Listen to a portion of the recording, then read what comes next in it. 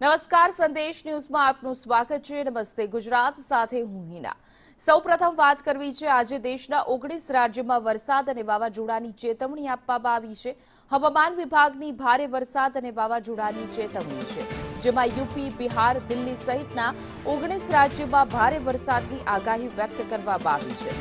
રાજસ્થાન, હરિયાણા, ઉત્તરાખંડ, પંજાબ માટે પણ ચેતવણી છે। તો સાથે 90 કિલોમીટર પ્રતિ કલાકની ઝડપે પવન પણ ફૂંકાશે। કેટલાક જિલ્લાઓમાં કરા પડવાની પણ સંભાવના છે। તો 11, 14 જૂને 19 રાજ્યોમાં ભારે વરસાદ અને વાવાઝોડાની ચેતવણી આપવામાં આવી છે। 90 કિલોમીટર પ્રતિ કલાકની ઝડપે પવન પણ ફૂંકાય તેવી શક્યતા છે।